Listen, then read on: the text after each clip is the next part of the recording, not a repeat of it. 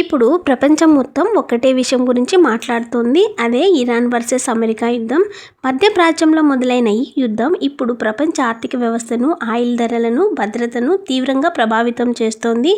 ఈ యుద్ధం ఎలా మొదలైంది, ఇప్పుడు పరిస్థితి ఏంటి, చివరికి ఏం జరుగుతుంది, అవన్నీ ఈ వీడియోలో చూద్దాం. ఇరాన్ వర్సెస్ అమెరికా యుద్ధం జరుగుతుందని పోయిన సంవత్సరం అంటే లాస్ట్ ఇయర్లోనే ఒకరు చెప్పారు.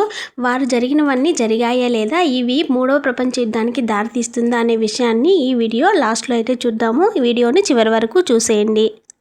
ట్రంప్ తన అధికార దాహంతో ఇజ్రాయెల్ అధ్యక్షుడితో కలిసి 2026 ఫిబ్రవరి 28న అమెరికా మరియు ఇజ్రాయెల్ కలిసి ఇరాన్పై భారీ ఎయిర్ స్ట్రైక్స్ ప్రారంభించాయి. ఈ దాడుల్లో ఇరాన్ సుప్రీం లీడర్ కూడా మరణించారు. వెనిజులా అధ్యక్షుడిలాగా ఇరాన్ అధ్యక్షుడు కూడా తమ చెప్పు చేతుల్లో ఉంటాడని ట్రంప్ భావించాడు. కానీ ఇక్కడ సీన్ రివర్స్ అయింది. దీనికి ప్రతీకగా ఇరాన్ వెంటనే స్పందించింది. మిసైల్స్, డ్రోన్స్తో అమెరికా బేసులపై దాడులు ప్రారంభించింది. ఈ యుద్ధం ఒక దేశానికే పరిమితం కాలేదు. కువైటు, బెహ్రెయిన్, జోర్డాన్, యుఏఈ వంటి దేశాలు కూడా విస్తరించింది. ఇప్పుడు పరిస్థితి చాలా విషమంగా ఉంది.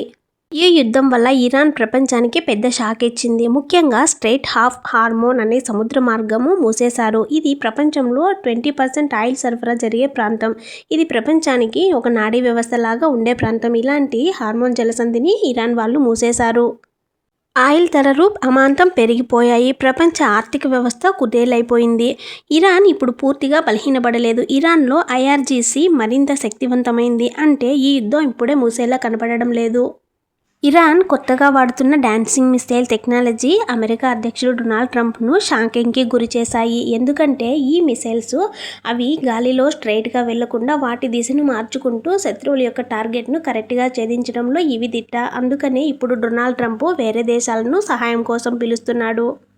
France, Japan, Britain, South Korea, China లాంటి దేశాలను ఈ యుద్ధంలో మీరు కూడా జాయిన్ అవ్వండి. ఎందుకంటే స్ట్రెయిట్ ఆఫ్ హార్మోజ్ అనే సముద్ర మార్గం మూసేశారు. ఈ సముద్ర మార్గం గుండానే అన్ని దేశాలకు ఆయిల్ సరఫరా జరుగుతుంది. కాబట్టి మీ ఆయిల్ కోసమైనా, అంటే మీ దేశాలకు సరిపడా ఆయిల్ కోసమైనా ఈ హార్మోజ్ జలసంధిని తెరవడానికి మీరు కూడా ఈ యుద్ధంలో పాల్గొనండి అని ఇండైరెక్ట్గా ట్రంప్ అయితే వాళ్ళకి పిలుపునిచ్చాడు. అంటే తాను కుదేలైనప్పటికీ కూడా ఇతర దేశాలు ఏమైనా సహాయం చేస్తాయేమని ఒక ఆశతో పిలుపునందించాడు. కానీ ఈ దేశాలన్నీ అయితే ట్రంప్ చెప్పిన మాటలు అసలు చెవికి కూడా వేసుకోలేదు. ఈ యుద్ధంలో మేం పాల్గొనలేము అని అన్ని దేశాలు స్పష్టంగా అయితే చెప్పేశాయి. ఇప్పుడు ట్రంప్కి ఏం చేయాలో తెలియని దిక్కుతోచని పరిస్థితులు అయితే పడ్డాడు.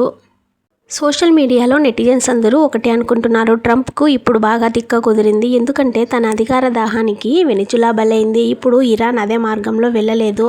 ఇప్పుడు కోలుకోలేని ఎదురు దెబ్బ తగిలిందంటూ ట్రంప్నే అన్ని దేశాల నెటిజన్లు విమర్శిస్తున్నారు.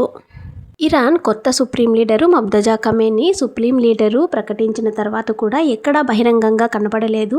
సో ఆ రోజు అంటే 2026వ సంవత్సరము ఫిబ్రవరి 28న ఆ దాడి మోక్తదా ఖమేనీ గాయపడ్డారు. సో మోక్తదా ఖమేనీని ఇరాన్ నుంచి రష్యాకు తరలించాడు. ఇప్పుడు మోక్తదా ఖమేనీ రష్యా అధ్యక్షుడు పుతిన్ ఇంట్లోనే ఉన్నాడు. అతనికి వైద్య సహాయం చేస్తున్నారని ఇప్పుడున్న అంతర్జాతీయ మీడియా కథనాలైతే మనకి చెప్తున్నాయి.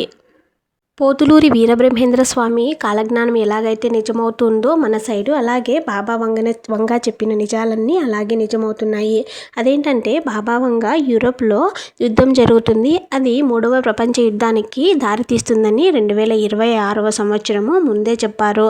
సో ఇప్పుడు కొన్ని దేశాలలో చూసుకుంటే అలాగే అలజడు చెలరేగి ఇవి మూడవ ప్రపంచ యుద్ధానికి దారితీస్తాయి అన్నట్లుగా ఉన్నాయి. నా అభిప్రాయం ప్రకారం అవతలి వ్యక్తి బలాన్ని, సామర్థ్యాన్ని లెక్క చేయకుండా అధికార దాహంతో రంగంలోకి దిగిన ట్రంప్కి మంచిగా ఎదురు దెబ్బ తగిలిందని నేను అనుకుంటున్నాను. ఈ విషయంపై మీ స్పందన ఏంటో కామెంట్ చేయండి. అలాగే మీకు ఈ వీడియో నచ్చినట్లయితే లైక్ చేయండి. మీరు కనుక మన ఛానల్ని ఫస్ట్ టైం కనుక చూస్తున్నట్లయితే సబ్స్క్రైబ్ చేసుకోండి. ఇరాన్కి సపోర్టుగా రష్యాతో పాటు కిమ్ కూడా ఎంటర్ అవుతున్నాడు కొన్ని వార్తలు అయితే చెబుతున్నాయి.